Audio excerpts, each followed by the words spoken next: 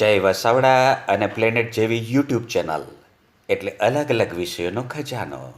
તો બસ સબસ્ક્રાઈબ કરો અને જલસા કરો.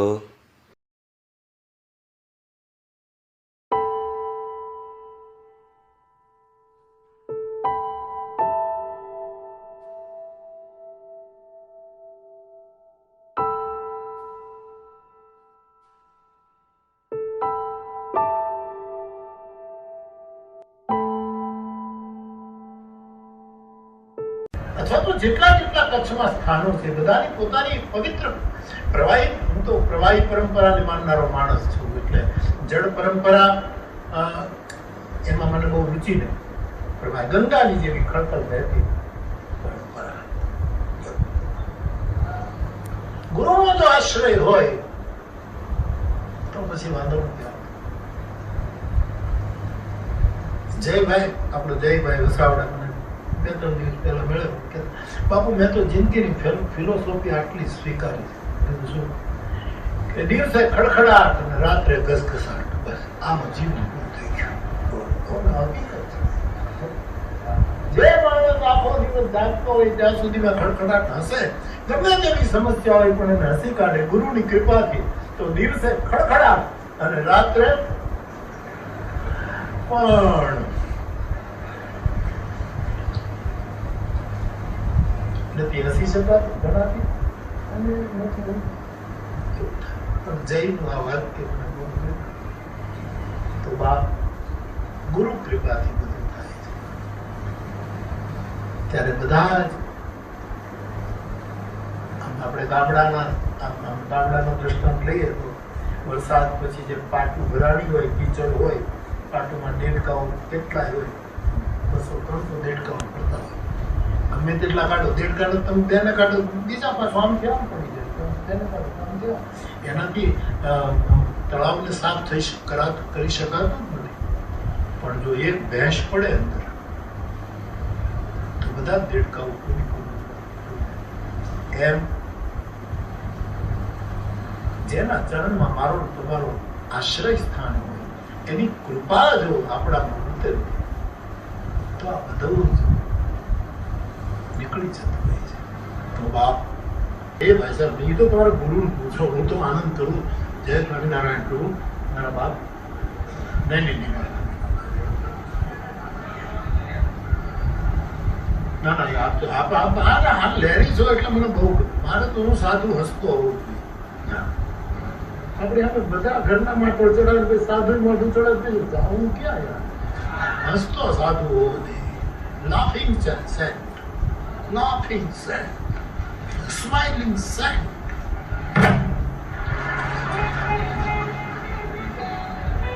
દિવસે ખડખડાટ, રાત્રે ઘસઘસાટ, અને કામ પૂરું થાય એટલે ત્યાંથી સડસડા. જેવું અમારે પૂરું થાય એટલે ભાગ્ય, પછી 1 મિનિટ નથી રોકાય. ક્યારેક પછી ફ્લાઇટ ની અનુકૂળતા રોકાઈ જવું પડે, એ મજબૂરી, પછી કોઈ ગમે નહીં. યાદ રાખજો, દિવસે શું દિવસે બીજાનું સૂત્ર હોય ને પછી આપણે જલ્દી વઠન યાદ રાખવું. દિવસે ખડખડાટ બોલો, ખાલી બોલવાનું નહીં, ઘરમાં ખડખડાટ દાંત કાઢવાના, અને રાતે ઘસઘસાટ. કામ પૂરું થાય એટલે વિશાલ સડસડા.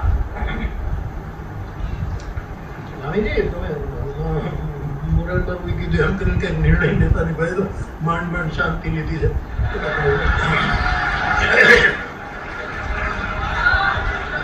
આ બધું મોરાલ બાબુ કીધું ને હવે તમે અહીંયા રોકા નહીં, મારો બાપ તમારા ગુરુ કે એમ કરજો, બાપા તમારા ગ્રંથો કે એમ કરજો, બાપા ગુરુ પર તમે આટલા સરળ એનો રાજીપો વ્યક્ત કરજો. નહીં તો મને તો કાલે શંખ વગાડ્યો ને મારા મગજમાં ઘૂસી ગયો. એટલે સાધુ હતા ને, રામજી મંદિરની પૂજા કરે, અમારા સાધુની વાત કરો, માર્ગી અમે જે બાબા છીએ ને એ માર્ગી ટુકડી વગાડીએ ને રોટલા ઉઘરાડીએ, લોટ માંગીએ, અમે જે છે ને અમારું મૂળ ઘરાનું અમે અને તમે મારા એટલે તમે ઈ. સીધી વાત છે. જાવ ક્યાં આવે તમે? જવાના ક્યાં? મારી જોક છોડીને જાશો ક્યાં સાહેબ? બીજી જોક નહીં ફાવે. ક્યાં? મારા માલધારીઓ કહે મારા વાછરડા બીજી જોક એ તો જ્યાં ગવત્રી ઊભી હોય ત્યાં એવું છે. એટલે તને દીધું હોય તો દે તો આપ્યું હોય તો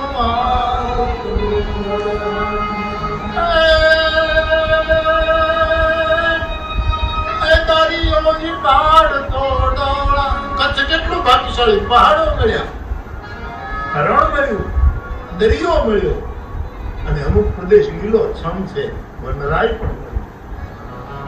આ કેટલી પ્રકૃતિની ચાર ચાર હાથે મહેર છે આ ભૂભાગ ઉપર. પણ દરિયોની ગાઢ તો દોડા દે એની માથે ભમોત ના ઓળા. એમાં ભમળે ચડેલ વાળ કોઈનું આજ ધીરે અહંકાર તો જાગે. તને દીધું હોય તો આપ્યું હોય તો આપજો. પણ સુકાણા હાડ પાડોશી ના બાળ ને મોઢે બધું બાપના મોઢે સાંભળેલી આ એનું વર્ણન કર્યું. મોટી જાણ નાખ તો એના સુના ખેતરમાં તારા પંડના ખાતર નાખતો જાય. તને દીધું હોય તો તું ભેટું નાખ. માનવ ધર્મ છે આ, માનવ યજ્ઞ છે. તારા આંગણિયા એ પૂછીને જો કોઈ આવે એને આવકારો.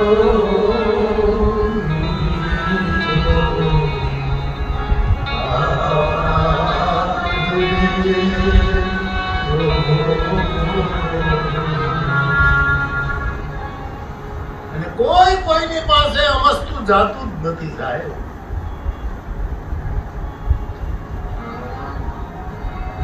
માનવીની પાસે કોઈ માનવી ન આવે. પણ તારા દિવસો દેખીને આ દુનિયા આવે તો આવકારો.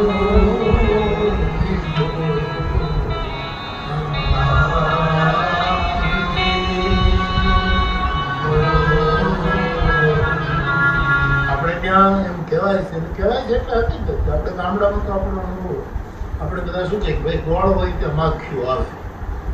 ચકાબીમાં વાટકામાં ગોળ ખુલ્લો પીડ્યો એટલે માખી આવે, ગમે ત્યાંથી આવે. ગોળ હોય ત્યાં માખી આવે એટલે ઘણા લોકો એમ કહે કે ફલાણા ભાઈની પાસે પૂછે ને એટલે લોકો એની પાસે જાય. આ ગોળ હોય ત્યાં માખી એને અનેક અર્થોમાં લોકો પેશ કરતા ગોળ હોય. પણ આપણે ત્યાં બહુ સુંદર સમાધાન મેં સાંભળ્યું છે કે ગોળ હોય ત્યાં જ માખી આવે એવું નથી. દિવસ હોય તો રાતે આમ ડબ્બાના ડબ્બા ખુલ્લા મૂકી દો ને ગોળના એકે માખી નથી આવતી. એ તો તારો દી હોય ને ત્યારે જ માખ્યો. આપણો દી હોય, આપણું જીવનમાં સાર્થકતા ઊભી થઈ હોય ત્યારે આવે. નહીતર કોને ઘરે મહેમાન આવે છે.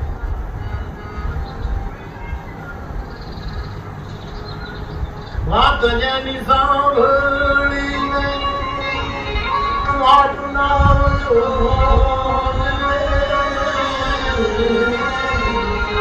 એને ધીરે રે ધીરે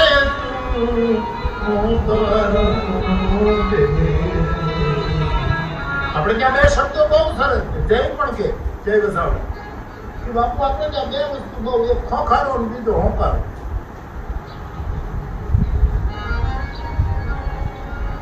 હોકારો સારી વસ્તુ છે પણ હોકારો એના કરતા વધારે સારું. આજે હોકારોનો દુષ્કાળ પડ્યો છે સાહેબ. કોણ કોને સાંભળે? હોકારો. અને મેં ફેમિલીનો શેર કર્યો અમારે બધાની સામે કે મારી રાખે મને મારા શેરને દાદ દીધી, કારણ કે મેં મારી ગઝલ અગ્નિને હોપી દીધી હતી. કમસે કમ રાખે હોકારો દેવા વાળો તો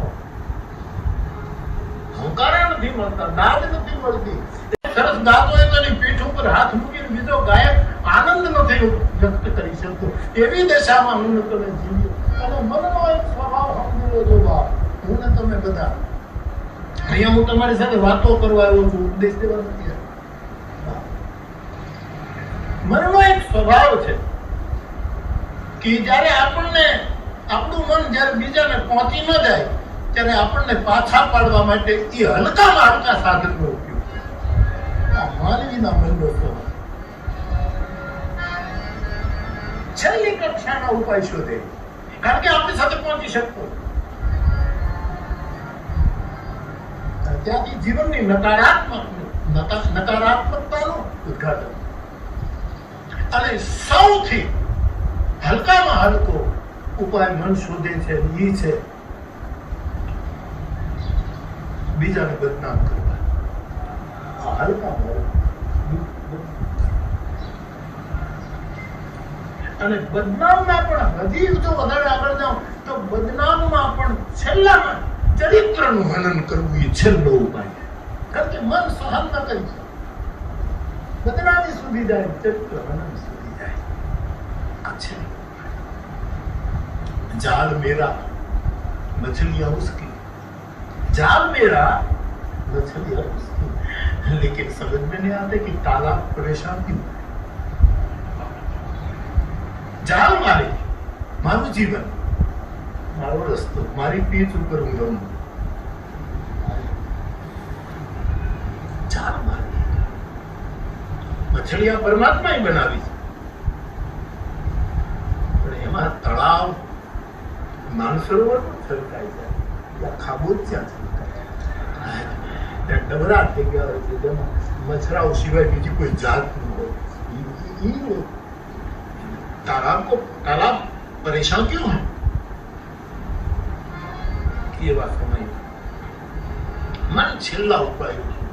આ મનનો મારા તમારા મનનું આ લક્ષણ છે. હકારાનો દુષ્કાળ ન પડી જવો જોઈએ બાપ, હકારાઈ રહેવો જોઈએ ચોક્કસ.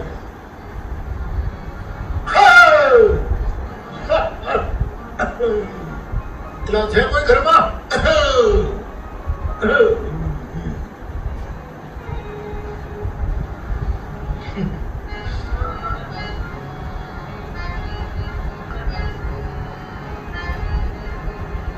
સાવચેતી છે. સાવધાન કરવાનો હોંકારો અને સમાધાન કરવાનો હોંકારો, આ બે છે. સમાજને સાવધાન રાખવા માટે હોંકારો, જાગતે રહો, અને સમસ્યાઓનું સમાધાન લાવવા માટે હોંકારો. તેને ધીરે ધીરે હોંકારો દે, આવકારો